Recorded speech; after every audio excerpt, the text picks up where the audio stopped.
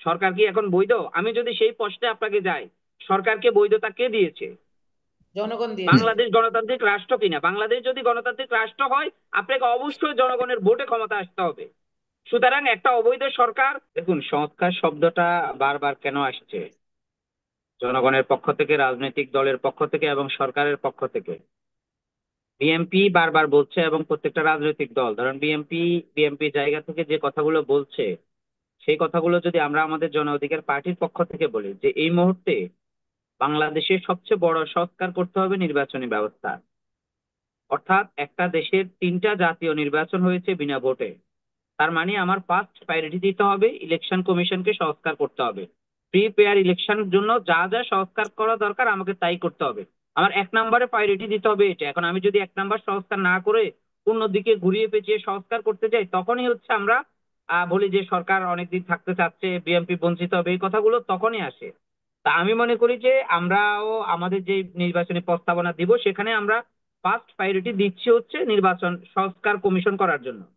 অর্থাৎ নির্বাচন free fair করার জন্য বাংলাদেশে আমি আবারও বলছি যে এমন একটা নির্বাচন করবে ডক্টর ইউনূস সরকার, যেটা স্বাধীনতার পরে হয় নাই। এমন একটা ফ্রি ফেয়ার ইলেকশন করবে। এখন যে ক্ষমতায় কে আসবে সেই প্রশ্নে আমি যাবই না, কারণ এটা গণতান্ত্রিক রাষ্ট্র, আমি আগের থেকে কোনো কথা বলবো না। আমার কথা হচ্ছে নির্বাচনটা সুষ্ঠু হবে কিনা এবং তার জন্য যা যা সংস্কার করা দরকার এই সরকার কি তা করছে কিনা। সরকার যদি তা করে তাহলে ঠিক আছে সরকার, আর সরকার যদি তা না করে অন্য সংস্কারের দিকে মনোনিবেশ হয় বা সংস্কার সংস্কার বলে ক্ষমতাটা ল্যান্দি করে, তখন আসলে সমালোচনাটা আমি মনে করি যুক্তি অযৌক্তিক না। একটা রাজনৈতিক দল দীর্ঘ 15 বছর নির্বাচনী কালচার ছিল না দেশে। রাজনৈতিক দল হিসেবে যে পুরানো রাজনৈতিক দলগুলো ছিল বাংলাদেশে, তারা নির্বাচনের কথা বলবে, এটাই স্বাভাবিক। তা আমরা রাজনৈতিক দল করেছি কয়দিন হয়েছে, আমরাও তো নির্বাচনের কথা বলছি। কেন বলছি? কারণ একটা রাজনৈতিক দলের মূল্যায়ন হয় নির্বাচনের মধ্য দিয়ে। ওই রাজনৈতিক দলটা কতটা জনপ্রিয়, জনগণ তাদের কতটুকু চায়, সেটা তো আপনি নির্বাচনের মধ্য ছাড়া অন্য কোনো ক্রাইটেরিয়াতে আপনি রাজনৈতিক দলকে মূল্যায়ন করতে পারবেন না। সুতরাং আমি মনে করি যে জনগণের সরকার প্রতিষ্ঠার জন্য বাংলাদেশ যে একটা গণতান্ত্রিক রাষ্ট্র, গত 15 বছর যে স্বৈরাচারী কায়দা রাষ্ট্র পরিচালনা হয়েছে, সেই জায়গা থেকে মানুষ ফিরিয়ে এসে একটা নির্বাচনী রাষ্ট্র, একটা গণতান্ত্রিক রাষ্ট্র, একটা জনগণের সরকার, তো এই সব কিছুর মধ্যে কিন্তু আপনার নির্বাচন ব্যবস্থাটা আছে। সুতরাং নির্বাচন ব্যবস্থার সংস্কার করেই আপনাকে নির্বাচনের পথে যেতে হবে। কিন্তু আমরা সরকারের পক্ষ থেকে সেরকম কিছু দেখতে পাচ্ছি না। একেবারে মোটা দাগে যদি আমি বলি, এখন পর্যন্ত এই 7-8 মাসে সরকার এখন পর্যন্ত মোটা দাগে কোনো নির্বাচনী সংস্কার করতে পারে নাই। যার জন্যই আপনার বিরোধী রাজনৈতিক দলগুলো বলছে এবং মানুষ সমালোচনা করছে যে সরকার দীর্ঘদিন থাকবে। তা আমি মনে করি যে ডক্টর ইউনূস আমাদের চিফ অ্যাডভাইজার, তিনি ক্ষমতা লোভী না। এখন তার আশপাশে যে একটা সিন্ডিকেট তৈরি হয়েছে, ধরেন ভারতীয় একটা এবং আওয়ামী লীগের যে একটা সিন্ডিকেট আছে, তারা চাচ্ছে যে এই সরকারকে বিতর্কিত করতে, নির্বাচনকে ল্যান্ডলি করতে, বাংলাদেশে যেই একটা নির্বাচনী ব্যবস্থা সেটাকে আবারও ধ্বংস করতে চাচ্ছে। তো সেই গোষ্ঠী থেকে আমি মনে করি যে সেই গ্রুপ থেকে ডক্টর ইউনূস যথেষ্ট সজাগ থাকবে এবং তিনি চ্যালেঞ্জ মোকাবেলা করেই বাংলাদেশে একটা অবাধ সুষ্ঠু নিরপেক্ষ নির্বাচন দিয়ে যাবে। কারণ এই ড্রাইভারটা পুরোপুরি ডক্টর ইউনূসের উপর নির্ভর করতেছে। কোনো উপদেষ্টার নাম কিন্তু আসবে না। মানুষ কথা বললেই বলবে ডক্টর ইউনূস দেশ চালাচ্ছে, ডক্টর ইউনূসের সরকার। তো নাম কিন্তু একটাই আসবে। নির্বাচনে যদি কোনো প্রশ্নবিদ্ধ হয় বলবে যে ডক্টর ইউনূস নির্বাচনকে প্রশ্নবিদ্ধ করেছে, সুষ্ঠু নির্বাচন দিতে পারে নাই। অন্য উপদেষ্টারা কিন্তু বেঁচে যাবে।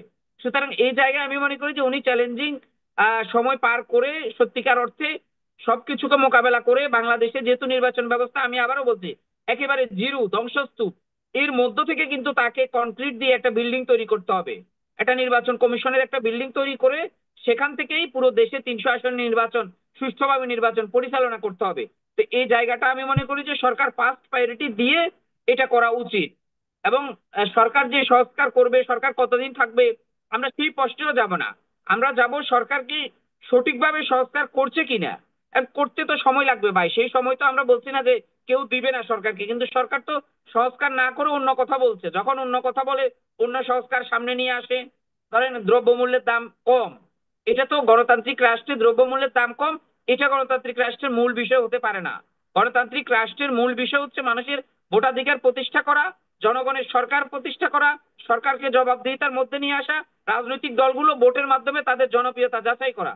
এগুলো হচ্ছে আপনার মৌলিক অধিকার। মৌলিক অধিকার নিশ্চিত হওয়ার পরে আপনি ধরেন অন্যদিকে যাবেন।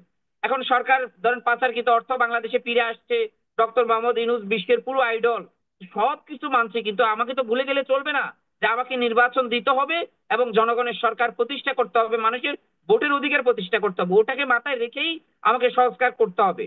তো এই জন্য আমি বলি যে রাজনৈতিক দলগুলো নির্বাচনের কথা বলে, শর্ট টাইমের মধ্যে নির্বাচন দিতে হবে যুক্তির সংস্কার করে, এটাকে আমরা শতভাগ সাপোর্ট করছি এবং আমরা মনে করছি যে এটা বলাটা তাদের যুক্তিক। রাজনৈতিক দলগুলো নির্বাচন চাইবে, এটা হচ্ছে তাদের একটা যুক্তিক বিষয়, কিন্তু না, আমি আমি রাজনৈতিক দেখছি দলগুলো যে নির্বাচন চাইবে, এটা স্বাভাবিক, তাদের জায়গা থেকে তারা চাইবে।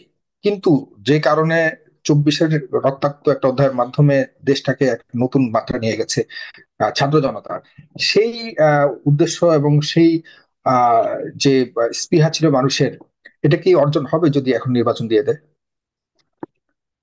এখন নির্বাচন যদি না দেন তাহলে এই সরকারের বৈধতা কে দিবে? সরকার কি এখন বৈধ? আমি যদি সেই প্রশ্নে আপনাকে যাই, সরকারকে বৈধতা কে দিয়েছে? জনগণ দিয়েছে। বাংলাদেশ গণতান্ত্রিক রাষ্ট্র কিনা? বাংলাদেশ যদি গণতান্ত্রিক রাষ্ট্র হয় আপনাকে অবশ্যই জনগণের ভোটে ক্ষমতা আসতে হবে। সুতরাং একটা অবৈধ সরকার, একটা আপনারা যে অন্তর্বর্তীকালীন সরকার আপনারা যে চাইলে, শুনেন 24-এর তারেক ভাই, আন্দোলনে শেখ চাইলে হাসিনাকে কিন্তু সব তাড়ালেন, সংস্কার এটা করতে কিভাবে পারে না। চাইলে এই কিন্তু সরকার এই যে চাইলে সব শেখ সংস্কার হাসিনাকে যে, করতে পারবে না। আচ্ছা, জি, আহ ধন্যবাদ। আপনি মনে করছেন যে যত দ্রুত সম্ভব নির্বাচনটা দেয়াই উচিত, তবেই হয়তো আহ মুক্তি আসবে। যদি ডক্টর ফয়জুল হক।